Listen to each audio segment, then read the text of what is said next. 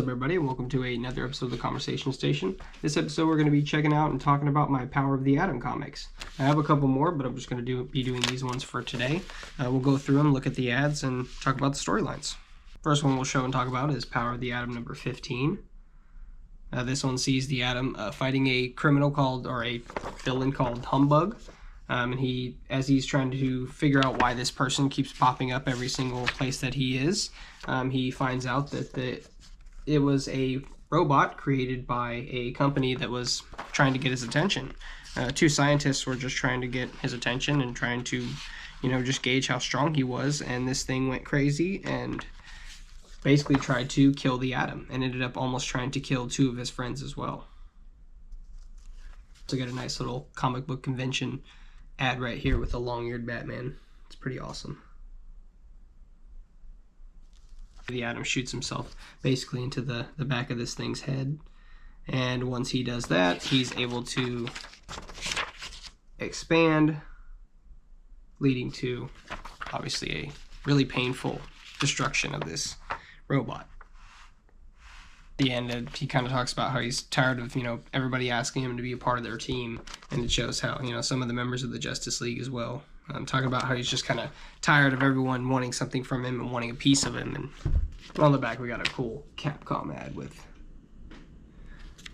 Mega Man and Strider. We got Power of the Atom number 17. This sees the Atom trying to track down members of the CIA who were responsible for destroying a village of miniaturized people that basically came from space and crash landed on Earth. And they were called the Cathartans, and the Atom went and lived with them for a while and was very close with them, and the CIA wanted him as an agent, as a miniature agent, so in order to get him to leave there, they torched the entire place. Very CIA fashion. The whole "we can't have you, nobody will" type thing. But in doing that, obviously, they made him want to come after them. And then in the beginning, we see like the opening shot with everybody's names and all the credits and stuff is one of the head CIA agents trying to get out of Dodge. And it's pretty cool how they worked everybody's names into all the papers flying around. And it's like everybody's name for who worked on it. I thought that was pretty cool. Opens up with them just trying to get away and scramble to a hideout because they know the Atom will be coming for them eventually after what they did. Eventually we see Ray Palmer kind of secluded working on a miniaturized blaster. That's pretty cool.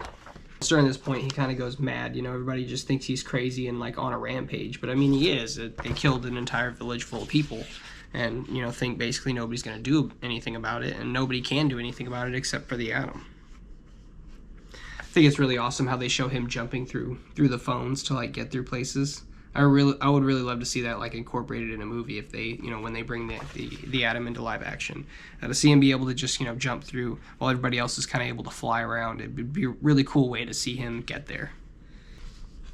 But the Atom really became attached to these people, and he even, talks about getting even with the CIA agents in like their traditional way, the Cathartan traditional way, which is like by burning them. But of course, he doesn't want to do that because he's a hero. But he's so upset that it's understandable that he feels that way. And the CIA is basically trying to surround themselves with all these kind of different assassins to try to stop him. But there's really nothing going to stop him if he's that determined. And after they sick a swarm of bees on him, he just kind of shows like how sick of everything he is and vaporizes some of the bees. But the bees actually turn out to be like robotic. And he kind of just tells the guy like, I'm done playing around.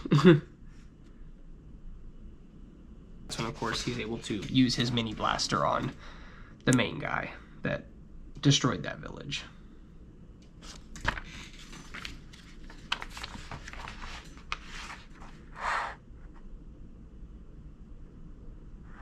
This one ends with like an awesome Acclaim Entertainment ad. It's really bright and colorful. It's really cool.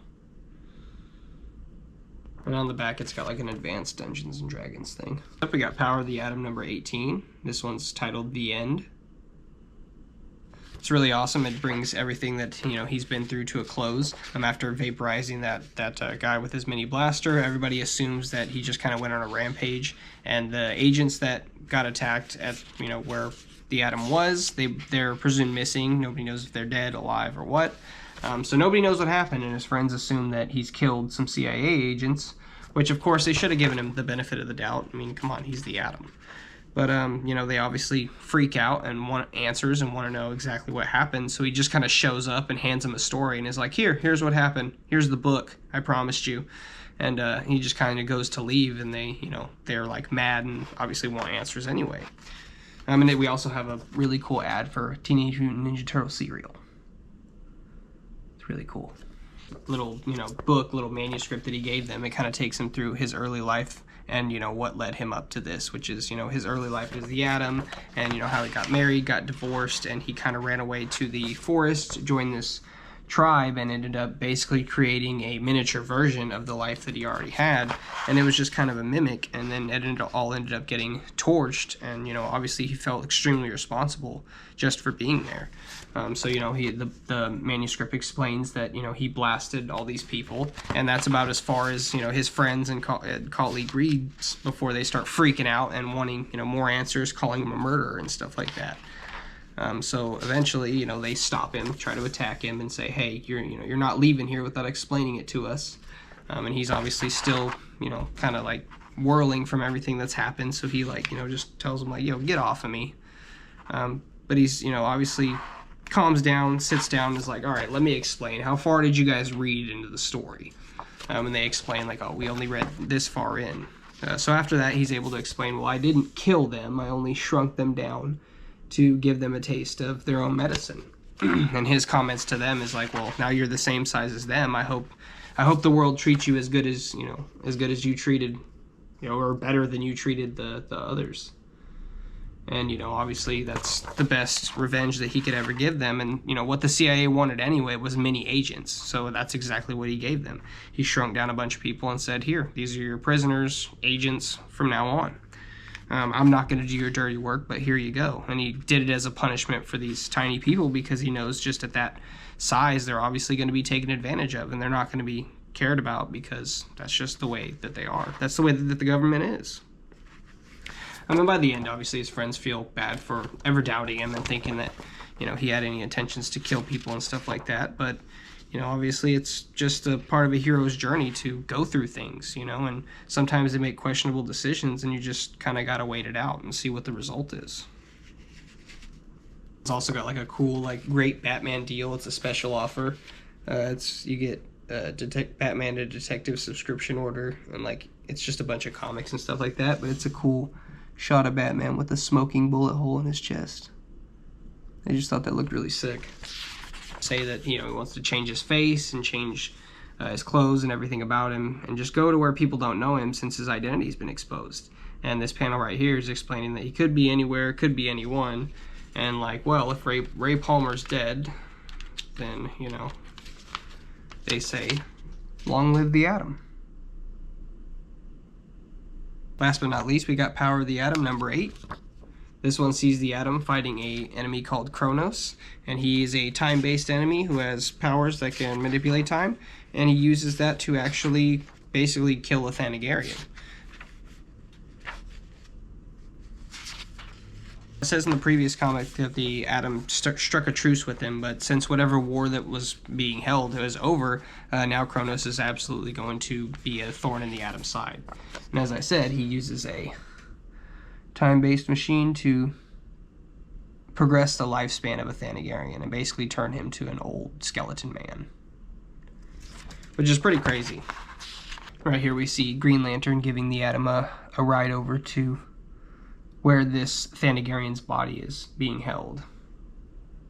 And just a little quick mention of, like, "Oh, thanks for Power bringing my suit back together." It's pretty cool. First he thinks it's Hawkman, but then he realizes that there's no wings on the helmet, and that's what makes him realize it's just a Thanagarian from, I think he says, the Alien Alliance. It just takes us through a really awesome adventure of him trying to track down and stop Kronos, with some awesome action and just, like, some great fighting panels all the way through.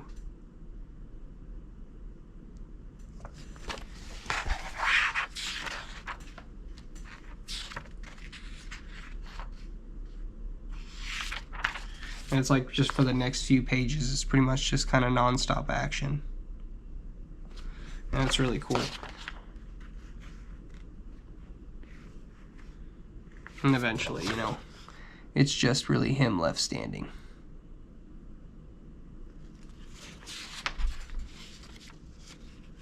Eventually the Atom catches up to Kronos and beats down his crony pretty good.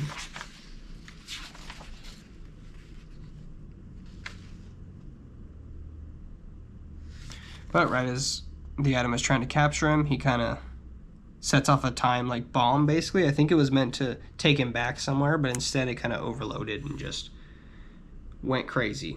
And at which point it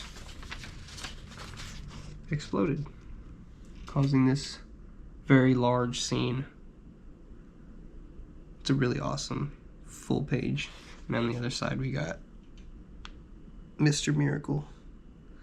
It's pretty cool. On the very last page we got a Atari Advantage. It's pretty cool. The Atom comics I'll show off for today. I still have these three, so I'll probably do another video with them later. A lot of these comics are, the artwork's done by Graham Nolan, a really cool, really awesome comic book artist. Does a lot of DC stuff. I also have a Firestorm comic. I have another one that I finished reading, but this is the one I'm currently reading. Has an awesome picture of Hulk Hogan on the back. Good old WrestleMania. Been watching DC's Legends of Tomorrow, so I've just been kind of reading the comics to, you know, of the whichever characters I've been feeling. Yeah, all those books are great reads. And honestly, I can't wait to go to the shop and pick up some more. I really do appreciate any time spent watching my videos. Thank you, and I hope to see you again.